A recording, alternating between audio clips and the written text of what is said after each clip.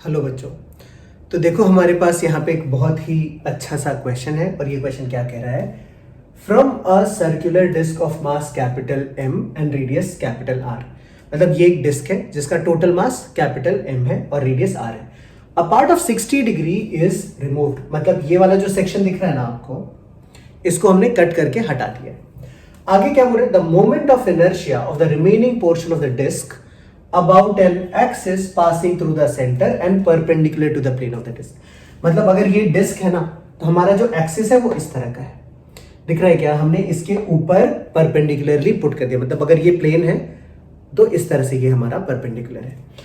तो इस remaining portion का हमको मोमेंट ऑफ इनर्शिया ढूंढना है। तो हम लोग देखो कैसे सॉल्व करेंगे। देखो स्टूडेंट्स, समझने का ट्राई करना। ये जो पोर्शन कट किया है ना, ये इस डिस्क का पार्ट है। अगर मैं इसी तरह के आइडेंटिकल पोर्शन को ऐड करता जाऊं तो ये पूरा का पूरा डिस्क मिल जाएगा ना हमको। तो बेसिकली ऐसे केस में जब उसी पार्ट को यूज करके पूरा ऑब्जेक्ट कंप्लीट हो जाता है तो फॉर्मूला वाइज इस पोर्शन का भी मोमेंट ऑफ इनर्शिया सेम होगा। बात समझ में आ रही है? तो देखो हम क्या करेंगे।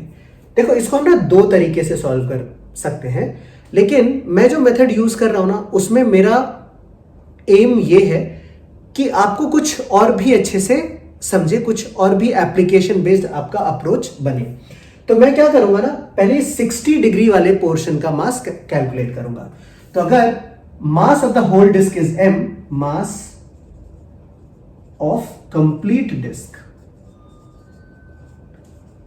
ये दिया हुआ है हमको एम, तो mass of that 60 degree portion, mass of cut portion, ये हम कैसे ढूंढेंगे। देखो इसका एंगल कितना हो गया 60 डिग्री और टोटल एंगल कितना है 360 डिग्री। तो हमने लिख दिया 60/360 इंटू एम, ये हो जाएगा मास ऑफ दैट कट पोर्शन।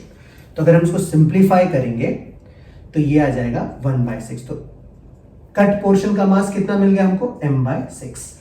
तो अगर हम वो जो रिमूव्ड पोर्शन है ना, लेट अस से इस पोर्शन का हमने moment of inertia I prime ले लिया, आई डैश ले लिया, तो आई डैश का जो वैल्यू है ना वो आ जाएगा 1/2 m dash into R square. मैंने क्या कहा था, सिंस इस पोर्शन से पूरा डिस्क कंप्लीट हो रहा है ना, तो इसके लिए भी फॉर्मूला सेम हो जाएगा जो डिस्क के लिए हम यूज करते हैं। तो ये आएगा 1/2 into 1/6 m into R square. So this is mr²/12। बात समझ में आ रही है? और इस पूरे डिस्क का मोमेंट ऑफ इनर्शिया कितना था, पूरे डिस्क का मोमेंट ऑफ इनर्शिया I0 बोल देता हूं मैं, ये है 12 mr²। बात समझ में आ रही है? I0 क्या है, पूरे डिस्क का moment of inertia, I prime क्या है, कट पोर्शन का मोमेंट ऑफ इनर्शिया। तो इस पोर्शन को हटाने के बाद हम लिख सकते हैं I remaining portion, moment of inertia of remaining portion is equal to I0 means total moment of inertia minus I prime, I dash.